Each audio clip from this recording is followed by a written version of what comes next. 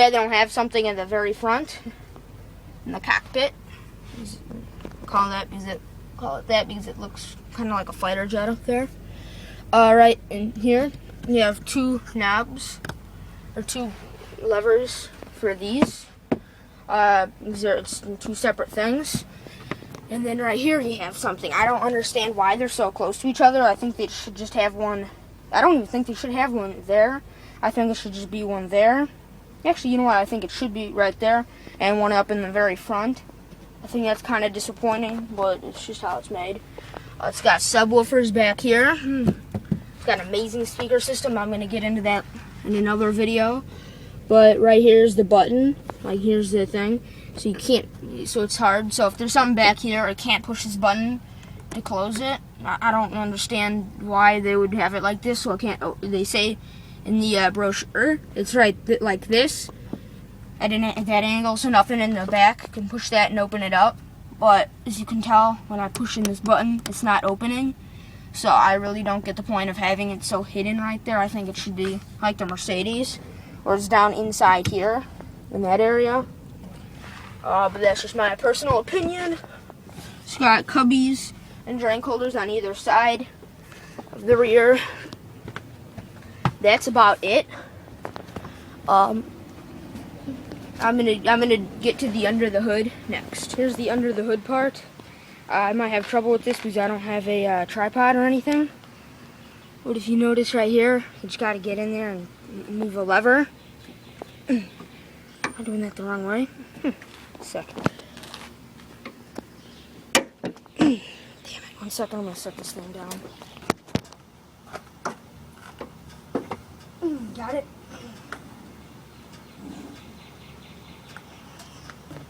There it is. It's nothing special inside. Not gonna touch anything in here because I know it's all super hot. Right there, this is a 5.6 liter V8 under the hood. It's got this little thing. You just gotta move it this way to open up this. I think it's kind of helpful because there's a little hydraulic thing right there and over there. So there's nothing where you actually have to set it to hold up the hood. It holds itself up. You look right here, and there's a padding insulating thing up there so it doesn't sound too loud and so it doesn't get too hot. I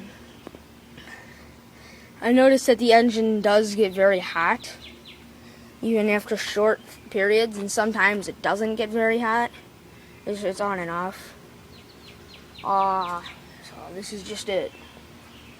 White windshield wiper fluid and stuff. Down in that little area. I don't know. Nothing special. That's about it. And now I'm going to close this up. And that concludes my Nissan Armada 2008 LE version review. Well, that was the Nissan Armada review video. I hope you made an opinion about the car, whether you'd get it or not, depending on if you are a potential buyer for a car or not. There are two versions, the LE and the SE. The LE just happens to have more features and better features, and that's really the only difference, except for price, because it's a lot more expensive, of course. Some of the features I didn't go over, which the car has. I don't know if I mentioned sensors. I think I did. But it has sensors telling you how far away that help you park. There's a tire pressure thing. What else? I know there's other features. It's got really good coolant for the engine.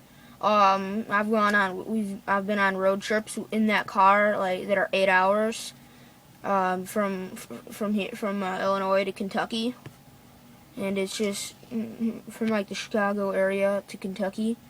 So it's about an 8-hour drive, and by the time we get down there, even if it is 100 degrees outside, the hood still feels cold. It's amazing. It's got really big wheels. It's got 4-wheel drive and a 2-wheel drive option. It has the towing package, so it has a better chassis and stuff. The differences between that and the Infiniti QX are pretty much that the QX has xenon headlights, LED tail lights, and has second row or heated seat set for option for the second row. That's pretty much the only difference. And of course, the Infiniti just has the Infiniti symbol on it, and is about $10,000 to $20,000 more. I think it's about $20,000 more. So there's a huge price difference and not much of a performance difference. Actually, there isn't a performance difference. It's the same exact car except for the headlights and tail lights, the heated seat option in the second row, and the symbol. That's the only difference that there is. There's you can lock the glove box and the center console, which is kind of nice. You can take out in the fob. There's a key too that comes out, and you can take out the key, and the valet parking person can just use the fob. There is a button on the outside of each handle, and that's if you have the fob and you're less than 30 inches away from it. If you push that button, it can lock or unlock it.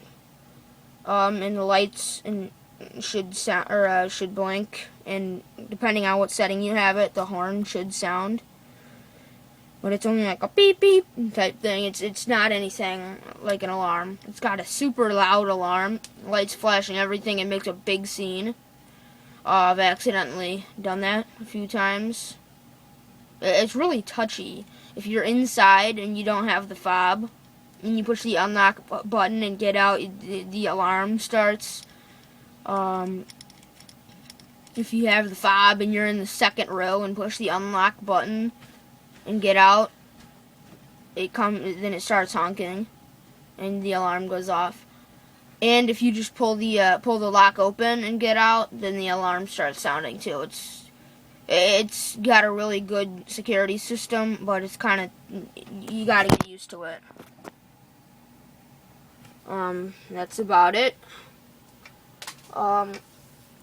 In the price range from this car, from a really good deal, without many features, I think you can get it like $20,000 something and fully loaded. You can get it for like $45,000, I think, something like that.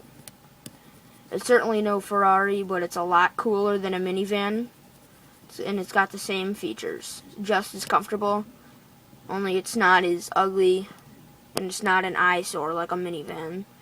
So for like the cool people or parents who try to be the cool parents, and you're looking for a new car, don't get a minivan. Just get something like this.